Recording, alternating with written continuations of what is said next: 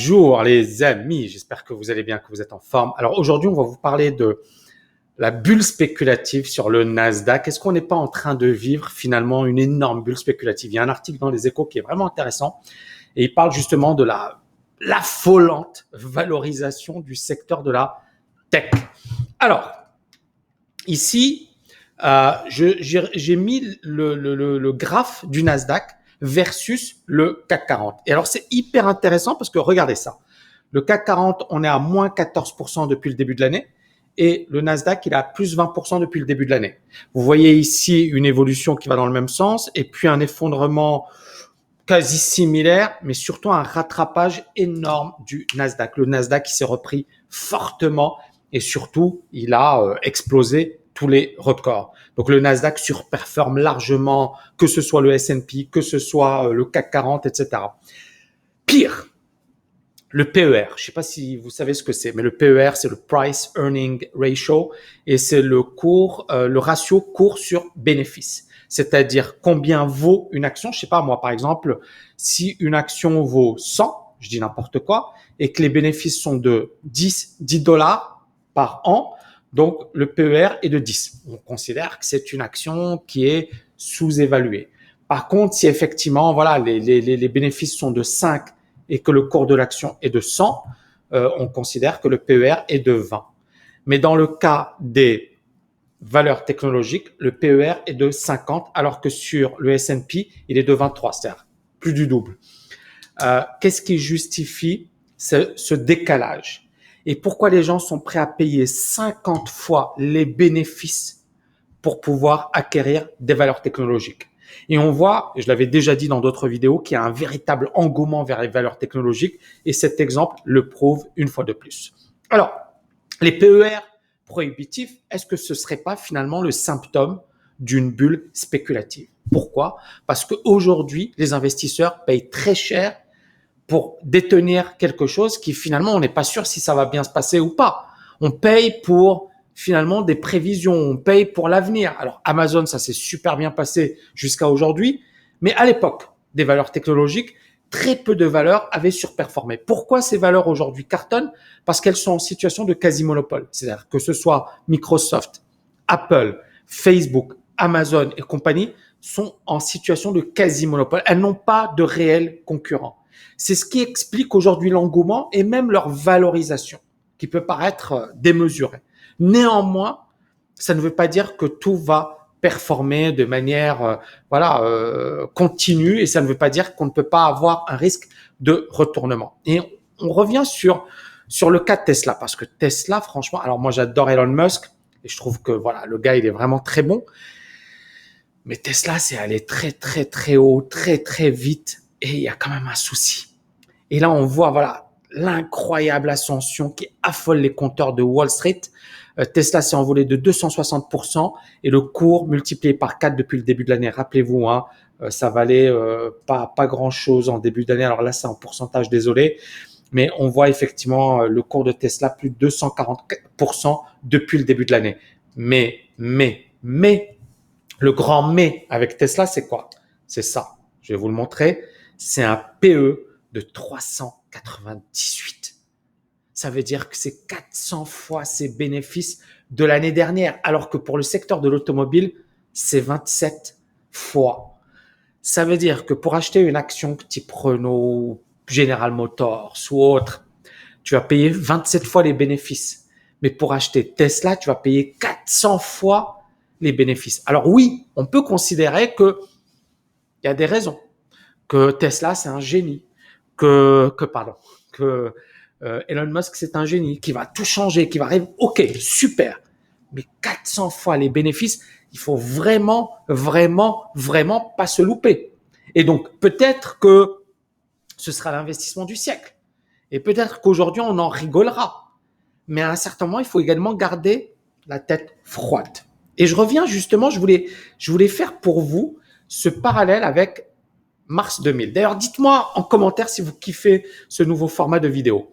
Je voulais faire le parallèle avec mars 2000 parce que mars 2000, pour moi je l'ai vécu. D'accord, j'étais à l'intérieur. Donc j'ai vu la folie, j'ai vu les différentes phases du mouvement boursier et cette expérience, elle vaut de l'or et je la partage avec vous gratuitement. Alors je sais que certaines personnes ou certains étudiants vont me dire, oh, mais Tammy, mais pourquoi tu partages, etc.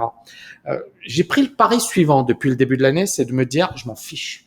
Je veux apporter de la valeur à ma communauté, j'apporte de la valeur à mes étudiants. Alors, entre guillemets, désolé, je vais faire un petite parenthèse.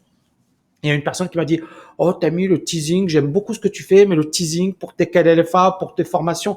Mais franchement, les gars, arrêtez d'avoir cet état d'esprit pourri. C'est-à-dire que je me prête au jeu. C'est-à-dire que je joue le jeu de publier des vidéos, d'apporter de la valeur gratuitement, de faire des choses. Si je parle de la TKL ou si je parle de ce que je suis en train de faire, ça fait partie du process également. C'est-à-dire que je vous explique, voilà ce que je suis en train de faire. Pourquoi? Parce que sur Telegram ou sur YouTube, il y a plein de mes étudiants qui regardent. Et donc, pour eux, c'est génial d'avoir ce contact. Et puis, on est en train, les TKLiens, on est en train de vous préparer des choses de dingue et j'ai hâte de vous montrer ça parce que franchement, ça va être énorme. Alors, rapidement, parallèle avec mars 2000 parce que ça, c'est énorme. Donc, à l'époque, moi, je l'ai vécu. Donc, qu'est-ce qui s'est passé? On a eu plusieurs phases. On a eu la phase fin 99, novembre, octobre. Vous aviez tous les experts, Morgan Stanley, je sais pas moi, Goldman Sachs, toutes les grosses banques qui vous disaient ça va se casser la figure, c'est trop cher, etc. Et donc ici, vous voyez, je vais vous le montrer parce que c'est vraiment intéressant. Vous voyez là, on a eu une phase de correction. Hein, c'est passé de 100 à 80, c'est-à-dire quand même une baisse de 20%, ce qui est pas rien. Et puis juste après, vous voyez là, tous les analystes étaient vendeurs. Et puis là, vous avez cette phase de consolidation. Vous voyez ici, février, on a une phase de consolidation. Et puis là, on a une jambe de hausse de dingue. Ça passe de 100 à 120, c'est-à-dire 20% en un mois. Et là, on a eu une période où 99, je vais l'écrire, je vais utiliser mon stylo, 99% des analystes financiers de Wall Street sont acheteurs.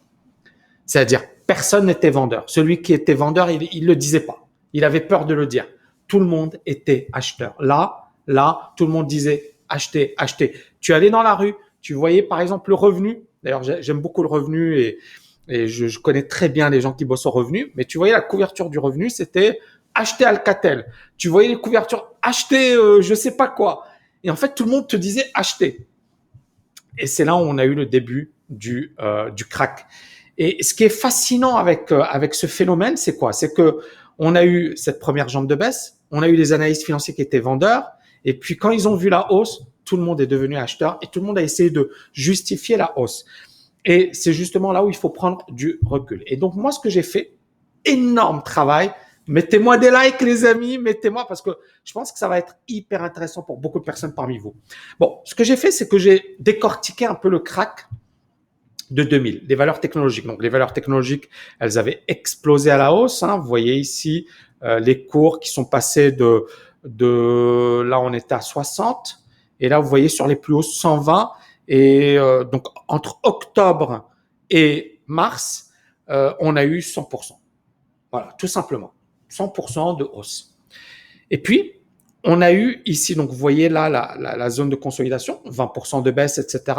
Ça ressemble un peu au Bitcoin. Hein. On a eu le même phénomène. Puis on a eu une deuxième jambe de hausse. Là, ça a explosé à la hausse. Là, tout le monde est devenu acheteur.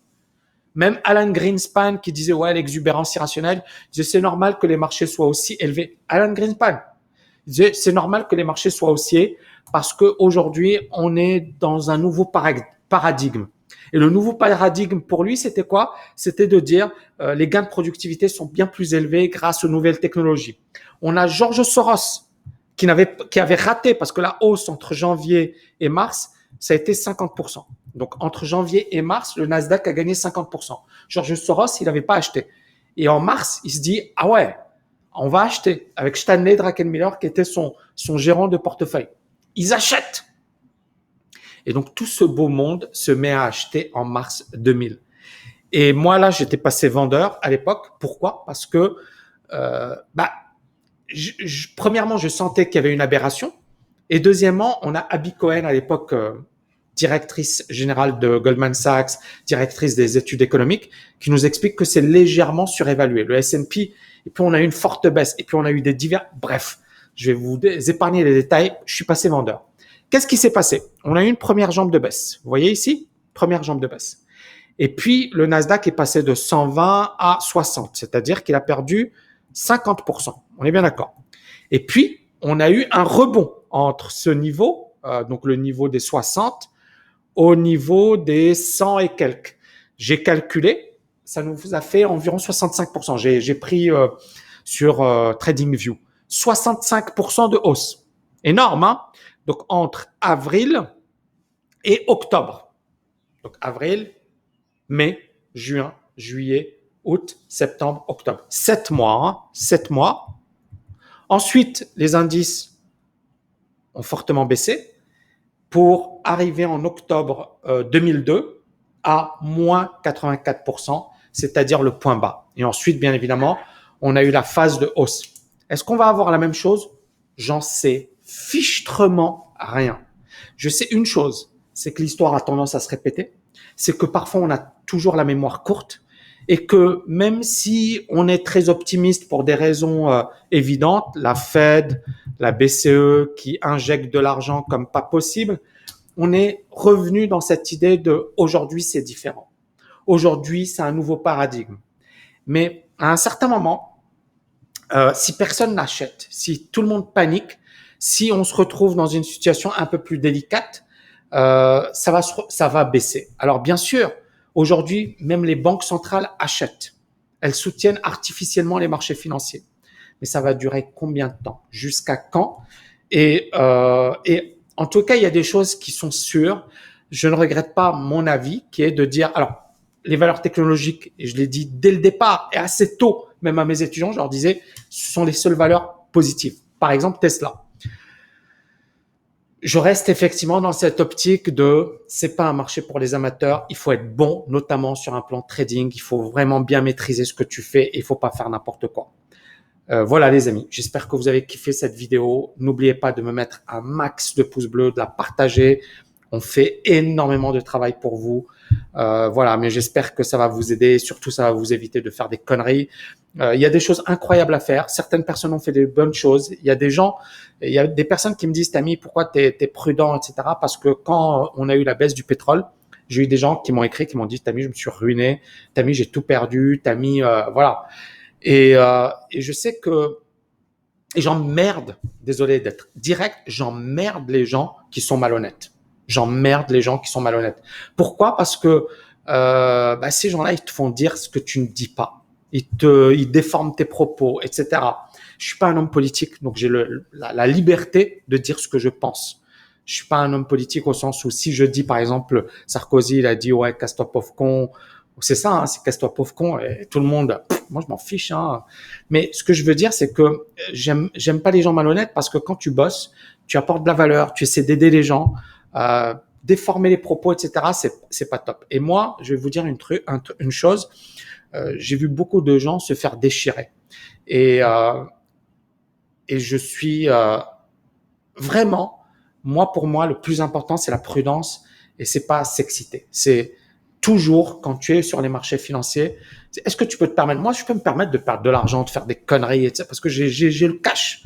Quand j'ai pas besoin de bosser, il y a des gens qui disent ouais, si tu étais comme Warren Buffett, tu passerais pas ton temps sur YouTube. Mais Warren Buffett, il fait que ça, il est sur CNBC. Pourquoi il va pas parler à la télé? Pourquoi il va faire? Parce que encore une fois, ce que vous n'avez pas compris, c'est que la communication, ça veut pas dire que t'es fauché. Tu communiques parce que t'es fauché. Tu communiques parce que t'es blindé. Souvent, c'est ça. Je suis pas aussi blindé que Warren Buffett. Bon, ça ne m'intéresse pas d'être aussi blindé que lui, mais je suis pas à plaindre. Et franchement, si aujourd'hui je devais arrêter de bosser, si aujourd'hui je devais dire allez vous faire voir, j'arrête YouTube, j'arrête la tech, je peux.